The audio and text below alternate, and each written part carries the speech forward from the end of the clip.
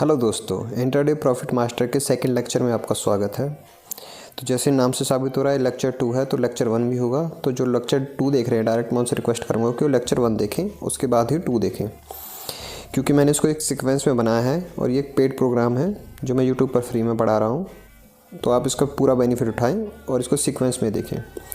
जो लोग नए होंगे, जिनको अभी स्टॉक मार्केट के बारे में पता नहीं होगा, हो सकता है उनको ये चीज़ें कम समझ में आएँ, क्योंकि वो इन चीज़ों के साथ फैमिलियर नहीं होंगे, तो उनको हो सकता है टाइम लगे।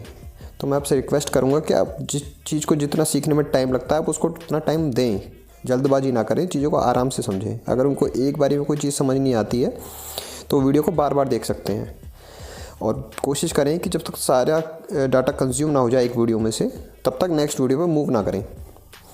तो इसी नोट के साथ वीडियो चालू करते हैं। आपके पास 10 से 15 मिनट हो तभी इस वीडियो को आराम से देखें, ताकि आप सारी चीज़ों को समझ सकें। मेरा नाम है मिस्टर वेल्थ, आप देख रहे हैं वेल्थ इंडियन। चलिए शुरू करते हैं फिर आज का lecture number 2, theory of technical analysis. तो ये थ्योरेटिकल पार्ट होगा, तब ध्यान से सुने। ये आपका फाउंडेशन का काम करेगा। जितना आपका फाउंडेशन मजबूत होगा उतना ही आपको टेक्निकल एनालिसिस में बिलीव आएगा और आप उतने ही अच्छे से उसको मार्केट में इम्प्लीमेंट कर पाएंगे। तो थ्योरेटिकल पार्ट पे ज़्यादा ध्यान दें। थ्योरी ऑफ टेक्निकल एनालिसिस के जो जन्मदाता के रूप में जिसको जाना जाता है, फादर बोला जाता है, वो चार्ल्स एच डाउ थे, जिन्होंने 1902 में दिया था, ये सिद्धांत दिया था, वो जो अब तक ही वैलिड है। सर टेक्निकल एनालिसिस उसी के ऊपर बेस है। तो चार्ल्स एच डाउ ने 1902 में ये थ्योरी दी थी और वही आज तक वैलिड है।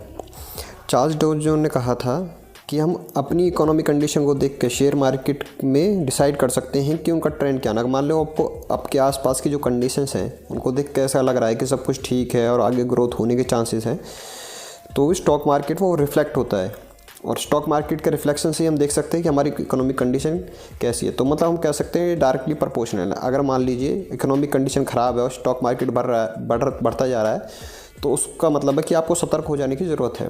और इसी का रिवर्स भी इम्प्लीमेंट है। अगर मान लो स्टॉक मार्केट गिर रहा है पर इकोनॉमी बढ़ रही है, तो इसका मतलब भी आप बाइंग के लिए तैयार हो जाइए। तो एक दूसरे के डायरेक्ट हैं। अगर इकोनॉमी अच्छा ग्रोथ करेगी तो स्टॉक मार्केट भी ऑब्वियस सी बात है उसको फॉलो करेगी। तो यही चार्ल्स डाउ ने कहा था कि अगर मान लो ओवरऑल इकोनॉमिक कंडीशन अच्छी हैं, तभी हमारी स्टॉक मार्केट कंडीशन भी अच्छी रहेगी। तो दोनों आपस में डायरेक्टली प्रोपोर्शनल है, ये इन्होंने सिद्धांत दिया था। इन्होंने साथ में अपना 2 इंडेक्स भी बनाए थे, डाउ जोन्स इंडस्ट्री इंडेक्स, जिसमें सारे इन्होंने अपनी इंडस्ट्रीज की जो इंडस्ट्रियल कंपनी होती हैं उनको रखा था, ताकि हम इकोनॉमी का एक रिफ्लेक्शन देख सकें। और डाउ जोन्स रेल इंडेक्स, इन्होंने 2 इंडेक्स बनाए थे जो आज भी यूएसए में माने जाते हैं और इनसे पूरी इकोनॉमिक कंडीशन का पता लगाया जाता है। उसके अलावा और भी थ्योरीज़ हैं। इलाइट वेव थ्योरी है, एक प्राइस साइकिल थ्योरी है। तो बेसिकली कहने का मतलब यही है कि चार्ल्स एच डाउ ही टेक्निकल एनालिसिस के जन्मदाता हैं, और उन्होंने कहा था कि आप इकोनॉमिक कंडीशन से ही आप स्टॉक मार्केट का मूवमेंट का पता लगा सकते हैं कि ट्रेंड अप चल रहा है या ट्रेंड डाउन चल रहा है। साथ ही साथ चार्ल्स एच डाउ ने 6 थ्योरीज भी दी थी, मतलब 6 सिद्धांत लगा लीजिए उस टाइप से, कि आप उसको देख के आप किसी भी मार्केट कंडीशन का अंदाज़ा लगा सकते हैं और अपनी एक पोजीशन बना सकते हैं उस हिसाब से कि आप उस हिसाब से क्या काम करेंगे। तो चलिए उनकी पहली थ्योरी की तरफ चलते हैं। तो उन्होंने जो पहला सिद्धांत दिया था उसमें कहा था मार्केट डिस्काउंट एवरीथिंग। तो इसका सिंपल सा मतलब ये है कि जो मार्केट में जो भी आपको प्राइस दिखाया जाता है या जो आपको प्राइस दिख रहा होता है, तो वो सारी चीज़ों का मेल जोल होता है। अब जैसे कि इसमें मैंने लिख रखा है, the first basic premium of डाउ theory suggest that all information past, current and even future it discount into the market and reflect in the price of the stock and index. कि चाहे किसी भी तरह की न्यूज़ हो, चाहे past में हो या करंट में हो या फ्यूचर में कुछ होने वाला हो, तो जो प्राइस उस टाइम पे जो चल रहा होता है वो सबका मेल जोल करके हमको दिखा रहा होता है। कि जैसे भी कोई न्यूज़ आने वाली होती है या आ चुकी होती है, तो जो प्राइस होता है वो उसको पहले से ही जस्टिफाई कर रहा होता है।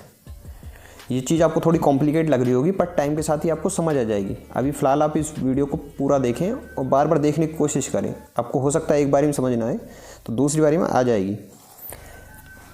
तो इसमें कहने का मतलब ये है कि जो भी प्राइस हमको दिखाया जाता है वो पहले से ही लोगों के द्वारा डिसाइड कर लिया जाता है, या बिग प्लेयर जो होते हैं वो पहले से ही वो डिसाइड कर लेते हैं कि उस प्राइस पे वो उस टाइम पे वो प्राइस होना चाहिए उस मार्केट का। तो मार्केट पहले से ही वो आपको उसको डिस्काउंटेड प्राइस पे मिल रही होती है। ठीक है। The news and event may not to come to everyone, but as soon as the news is out it will be discount in the price. तो इसमें कहने का मतलब ये है कि चाहे उस बारे में कोई न्यूज़ हो और पहले से आउट ना हुई हो, पर जैसे ही वो आउट होती है तो जो प्राइस होता है उसको तुरंत के तुरंत कंज्यूम कर लेता है। तो आप देखते होंगे जैसे भी कोई न्यूज़ आती है उसके बाद शार्प मूवमेंट आने लगते हैं और प्राइस जाके अपने आप उस हिसाब से एडजस्ट अपने आप को कर लेता है। यहाँ तक कि अगर मान लो कोई न्यूज़ आने वाली है इन द फ्यूचर, एग्जाम्पल के तौर पर न्यूज़ कोई भी मान लीजिए न्यूज़ फ्यूचर में आने वाली है पर आई नहीं है, फिर भी आप उस चार्ट के प्राइस में या फिर उस इंडेक्स के प्राइस में उसको मूवमेंट देख सकते हैं। अगर मान लीजिए लोग पॉजिटिव की उम्मीद कर रहे हैं तो धीरे धीरे प्राइस ऊपर की तरफ ही जाएगा, और नेगेटिव की उम्मीद कर रहे हैं तो धीरे धीरे प्राइस नीचे की तरफ आएगा। तो मार्केट पहले ही चीज़ों को डिस्काउंट कर लेती है अपने हिसाब से। तो उन्होंने यही अपने पहले सिद्धांत में कहा था कि आप प्राइस को देखकर मार्केट की डायरेक्शन का पता लगा सकते हैं। अगर मान लीजिए लोग पॉजिटिविटी हैं तो मार्केट ऊपर की तरफ जाएगी, और अगर मान लो नेगेटिव हैं तो नीचे की तरफ आएगी। अब सेकंड पॉइंट की तरफ मूव करते हैं। सेकंड पॉइंट में उन्होंने कहा था मार्केट मूव इन 3 ट्रेंड, कि मार्केट हमेशा 3 ट्रेंड में रहेगा। तो देखिए यहाँ पे मैंने शो भी कर रखा है। मार्केट या तो अप ट्रेंड में होगा, जैसे आप देख रहे हैं अप ट्रेंड, जिसमें हायर हाई और हायर लो बनेंगे। हायर हाई हायर लो किया, अभी आप इस कोने में देखिए मैंने गोला सर्कल कर रखा है। पहले उसने हाई बनाया, फिर लो बनाया, फिर उससे भी ज़्यादा ऊपर हाई बनाया, फिर लो बना। पर ये जो लो है, अभी देखिए आप 2 लो देख रहे होंगे, जो नीचे के साइड जो 2 गोले मैंने मार्क किए हैं, पर लोअर लो है, तो मतलब पहले वाले से लो नहीं बनाया पर उससे ऊपर है। तो हमेशा मार्केट अप ट्रेंड में ऐसे ही मूव करती है, पहले हाई बनाएगी, फिर हल्का सा लो, फिर उससे भी ऊपर हाई, फिर हल्का सा लो। इसी से यही पैटर्न की पहचान है अप ट्रेंड की। और साथ अब इसी तरफ से अब डाउन ट्रेंड उसका रिवर्स होता है, उसमें लोअर लो फॉर्मेशन होता है, लोअर हाई। पहले मार्केट ऊपर से नीचे आएगी, फिर हल्का सा हाई बनाएगी, फिर दोबारा लो जाएगी, फिर हल्का सा हाई बनाएगी, फिर दोबारा लो जाएगी। तो इसको बोलते हैं लोअर हाई या लोअर लो फॉर्मेशन। तो उससे पता चलता है कि मार्केट डाउन ट्रेंड में है। और साइडवेज की पहचान ये है, मार्केट साइडवेज मूव करती है, पहले हाई बनाएगी, फिर नीचे आएगी, फिर ऊपर जाएगी, फिर नीचे आएगी। फिर इससे पता चलता है कि मार्केट डिसाइड नहीं कर पा रही है कि ऊपर जाना है या नीचे जाना है। तो आप पहले पॉइंट से भी इसको रिलेट कर सकते हैं। अगर मान लो लोग पॉजिटिविटी की एक्सपेक्टेशन कर रहे हैं कि भाई रिजल्ट अच्छा आएगा, तो धीरे धीरे प्राइस ऊपर मूव करना चालू कर देता हो, तो बोल देते हैं कि हम स्टॉक अप ट्रेंड में आना चालू हो चुका है। तो ऐसे जब नेगेटिविटी की लोग उम्मीद करते हैं तो धीरे धीरे प्राइस नीचे की तरफ आने लगता है, तो हम कहते हैं कि स्टॉक डाउन ट्रेंड में आ गया है। और जब लोग डिसाइड नहीं कर पाते हैं कि पॉजिटिविटी आएगी या नेगेटिविटी आएगी, तो वो साइडवे ट्रेंड में चला जाता है। तो मार्केट मूव्स है ना 3 ट्रेंड। अब जो स्टॉक मार्केट में लोग जो नए होंगे उनको लग रहा होगा कि अगर मार्केट को ऊपर जाना है तो डायरेक्ट ऊपर क्यों नहीं जा रही है। लग रहा होगा ना आपको कि भाई अगर इसको ऊपर ही जाना था तो इस पॉइंट से डायरेक्ट ऊपर चले जाती, या फिर नीचे आना तो डायरेक्ट नीचे आती। तो ऊपर जाना, फिर नीचे आना, फिर ऊपर जाना, फिर नीचे आना, इसका मतलब क्या होता है? तो इसका मतलब ये होता है कि मार्केट में जैसे अगर मान लो अप ट्रेंड भी चल रहा है, तो अप ट्रेंड भी 2 तरह का होगा। अप ट्रेंड भी 2 तरह का होगा, पहले अप जाएगा, फिर थोड़ा सा स्लाइडली डाउन ट्रेंड आएगा। डाउन ट्रेंड इसलिए आता है ताकि जो लोगों से रैली मिस हो गई है या फिर जो लोग खरीदने के लिए बैठे थे तो उनको मौका मिल सके, ताकि वो भी उस रैली का पार्टिसिपेशन बन सके। इसलिए ज़्यादा प्रेशर से फिर मार्केट दोबारा ऊपर जाता है। फिर जैसे हल्का सा करेक्शन आता है, फिर जो लोगों ने नहीं खरीद पाए तो वो और ज़्यादा उसमें खरीदना चालू करते हैं, तो मार्केट और ऊपर जाता है। तो ऐसे ही डाउन ट्रेंड काम करता है। डाउन ट्रेंड में भी 2 ट्रेंड होते हैं, एक तो जो मेन डाउन ट्रेंड होता है और स्लाइडली जो सेकेंडरी होता है वो थोड़ा स्लाइटली अप ट्रेंड होता है। जैसे कि मार्केट नीचे गिरा तो जो लोग नहीं निकल पाए थे, जैसे ही मार्केट थोड़ा सा ऊपर आएगा फिर वो अपना सेल आउट करना चालू करेंगे, फिर जैसे ही मार्केट थोड़ा सा ऊपर आएगा फिर वो अपना सेल आउट मारना चालू करेंगे। तो मार्केट 2 ट्रेंड में ही मूव करता है। ट्रेंड के अंदर भी 2 ट्रेंड में मूव करता है। बेसिकली 3 ट्रेंड ही होते हैं, अप ट्रेंड, डाउन ट्रेंड और साइडवे ट्रेंड। तो चलिए मूव करते हैं तीसरे पॉइंट की तरफ। अब जैसे 3 फेस होते हैं, ट्रेंड होते हैं जो बनाया था अभी मैंने, up trend, sideways and down trend, उसी हिसाब से किसी भी स्टॉक में या किसी भी इंडेक्स में 3 फेसेस होते हैं। तो पहला जो फेस आता है वो होता है, अगर मान लो अगर अप ट्रेंड में स्टॉक जाने वाला है या जा रहा है तो पहले 3 फेज आएंगे। तो पहला होगा अक्यूमुलेशन फेज। अक्यूमुलेशन फेज में क्या होता है, जैसे बड़ी बड़ी कंपनियां होती हैं या फिर कोई FIIs होते हैं, बाहर से जो पैसा आता है उसको FIIs बोलते हैं, फॉरेन इन्वेस्टमेंट। वो आके अक्यूमुलेट करना चालू करती हैं स्टॉक्स को या इंडेक्स को, किसी को भी एग्जांपल ले लेते हैं। तो जैसे ही वो स्टॉक्स उठाना चालू करेंगे, माल भी बोल देते हैं स्टॉक मार्केट शेयर्स को, तो मैं बीच में माल बोलूँ तो उसका मतलब स्टॉक्स है। तो जैसे कि वो अपना स्टॉक उठाना चालू करते हैं मार्केट में, तो उस एक्यूमुलेशन फेज बोलते हैं। उससे क्या होता है, उसके स्टॉक्स के प्राइस में उछाल आने लगता है। जब स्टॉक्स ऊपर की तरफ भागने लगता है तो उसके बाद आता है सेकंड फेज, जिसको बोलते हैं पब्लिक पार्टिसिपेशन।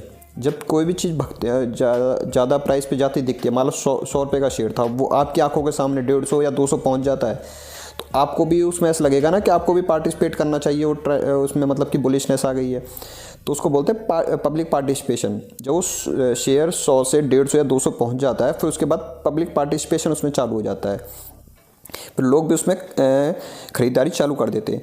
अब मान लो एफआई बाहर से भी लोग आके उसको ख़रीद रहे हैं, अपनी इंडस्ट्री भी खरीदे, तो एक्सेसिव फेज में पहुंच जाता है, तो उसको बोलते हैं सुपर बुलिश, कि बहुत महंगा हो चुका है। तो ऐसे ही 3 फेजेस में मार्केट मूव करता है, और इसी हिसाब से 3 फेजेस में ही मार्केट डाउन ट्रेंड में मूव करता है। पहले होता है डिस्ट्रीब्यूशन फेज, तो जिन्होंने कंपनी में मान लीजिए वो स्टॉक 100 से मान लो 500 पहुँच गया, ठीक है। उसके बाद आता है डिस्ट्रीब्यूशन फेज, तो जो बड़ी बड़ी कंपनियां जिन्होंने 100 पे खरीदा था वो अपना प्रॉफिट बुक करना चालू करती हैं। तो लोग जो लेना, जिनको दिखाया गया था कि भाई भग रहा ट्रेन निकल रही है, जल्दी चढ़ जाओ, इस तरह से जो रश क्रिएट करा जाता है, जिससे पब्लिक, बहुत सारे जो इन्वेस्टर्स होते हैं या छोटे जो व्यापारी होते हैं जो आ चुके होते हैं, उनको महंगे में माल बेचा जाता है, जिसको बोलते हैं डिस्ट्रीब्यूशन फेज। पर जैसे ही बड़े बड़े जो इन्वेस्टर हैं वो निकलते हैं, तो उस प्राइस में करेक्शन आने लगता है। वो 500 से 400 आएगा, 400 या से 300 आएगा। फिर जिन लोगों ने महंगे में खरीद रखा था, उनके स्टॉप लॉस हिट होने चालू हो जाएंगे, या फिर उनको लॉस होना चालू हो जाएगा, तो वो भी अपना पैसा निकाल ले जाएंगे। तो पब्लिक पार्टिसिपेशन फिर चालू हो जाता है, लोग भी अपना पैसा निकालने लग सकते हैं। और जब लोग अपना पैसा निकालते हैं, फिर पैनिक फेस में आ जाता है, जिस वजह से अचानक से स्टॉक 500 से, या 500 वाला माल 500 से 500 पहुंचा था, तो 500 से 100 भी आ जाता है, जिसको पैनिक फेज बोलते हैं। तो इसी तरीके से 3 फेज में मार्केट मूव करता है। अब चलिए चौथे पॉइंट की तरफ मूव करते हैं। चौथे पॉइंट में उन्होंने कहा था index must confirm to each other, कि जितने भी जैसे हमारे इंडेक्स है, जैसे कि निफ्टी है, निफ्टी 50 है, या बैंक निफ्टी है, तो हमारी इंडेक्सेस हैं जो हमारी उस इंडस्ट्री को दर्शाते हैं। जैसे निफ्टी 50 तो 50 देश की 50 कंपनियों को दर्शाता है, और बैंक निफ्टी बैंकिंग सेक्टर को दर्शाता है। तो उन्होंने कहा था कि जो ये, अगर मान लो कोई चीज़ अप ट्रेंड में है, या फिर कोई इकोनॉमी अप ट्रेंड में है, तो निफ्टी 50 भी अप ट्रेंड में होना चाहिए, और बैंक निफ्टी भी अप ट्रेंड में होना चाहिए। अगर मान लो निफ्टी 50 तो अप ट्रेंड में है, पर बैंक निफ्टी डाउन ट्रेंड में है, तो वो एक दूसरे को कॉम्प्लीमेंट नहीं कर रहे हैं, तो ये चॉपी मार्केट है। तो ऐसी मार्केट से लोगों को दूर रहना चाहिए, या फिर संभल कर ट्रेड करना चाहिए। तो ये लिख रखा है मैंने, इंडेक्स जैसे लिखा हुआ है, index is a barometer of health as well as being of economy. 2 indexes of an economy must correlated to each other, कि जो भी इंडेक्सेस हैं उनको एक दूसरे को मतलब कि ये देना, मतलब दोनों अप ट्रेंड में होनी चाहिए, या फिर दोनों ही डाउन ट्रेंड में, जिससे ही क्लियर ट्रेंड पता चलता है। If they don't, we don't have a clear estimate trend. अगर ये नहीं है तो हमें क्लियर ट्रेंड का पता नहीं चलता है, और हमें मार्केट से दूर रहना चाहिए, फिर संभल कर ट्रेड करना चाहिए, या इन्वेस्टमेंट भी संभल कर करनी चाहिए। ये 5वां पॉइंट है, ये बहुत इंपॉर्टेंट है। 5वें पॉइंट में आता है volume must confirm the trend, कि जो वॉल्यूम होता है उसको ट्रेंड को कन्फर्म करना चाहिए। अब जो नए लोग होंगे उनको नहीं पता होगा कि वॉल्यूम होता क्या, तो मैं उनको मोटा मोटा बता देता हूँ, ताकि उनका इंटरेस्ट बना रहे। आगे भी हम इसको अच्छे से डिस्कस करेंगे। तो वॉल्यूम, जैसे कि अगर मान लो मैं आपको एक शेयर बेचता हूँ और आप एक शेयर खरीदते हैं, तो ये एक वॉल्यूम में काउंट होगा, समझ रहे हो। तो जितना वॉल्यूम ज़्यादा होगा उतना ही ट्रेंड को स्ट्रॉन्ग माना जाएगा। अगर मान लो 10 लाख शेयर किसी एक पर्टिकुलर प्राइस पे बेचे जा रहे हैं, तो स्ट्रॉन्गनेस की तरफ डिसाइड हो रहा है। अगर मान लो उस पर कम, मतलब एक शेयर या 2 शेयर उस प्राइस पे बेचे जा रहे हैं किसी भी प्राइस पर, और प्राइस को धीरे धीरे ऊपर लिया जा रहा है, पर वॉल्यूम बढ़ रहा नहीं है। जैसे प्राइस ऊपर की तरफ बढ़ रहा है और वॉल्यूम नहीं बढ़ रहा है, तो उस ट्रेंड को कमज़ोर माना जाता है। मतलब उसको इट्स लाइक अ ट्रैप, कि एक ट्रैप भी हो सकता है। तो अच्छा इस चीज़ को माना जाता है। अगर मान लो अप ट्रेंड में है कोई चीज़, मान लीजिए जिसे आप नीचे की तरफ देखिए, अब अप ट्रेंड है, अब मान लो ब्लैक लाइन नीचे से चालू को ऊपर की तरफ गई, तो इसमें अगर मान लो यह सही में अप ट्रेंड में है, तो वॉल्यूम को बढ़ना भी चाहिए। मान लो नीचे वाले पॉइंट पे अगर 10 लाख शेयर ट्रेड हुए हैं, तो उससे अगले पॉइंट हल्का सा ऊपर आने पे 15 लाख, उससे 20 लाख, टॉप पे जाके 25 लाख, मतलब इस तरह से वॉल्यूम बढ़ना चाहिए ऊपर की तरफ। और जब करेक्शन आए तो करेक्शन में वॉल्यूम घटना चाहिए। तो यही एक अच्छे अप ट्रेंड की पहचान है, कि जब ऊपर की तरफ शेयर जाए तो वॉल्यूम बढ़े, और नीचे जब हल्का सा करेक्शन आए तो वॉल्यूम घटे। नीचे की तरफ अप ट्रेंड में वॉल्यूम नीचे की तरफ आ रहा है तो वॉल्यूम घटना चाहिए।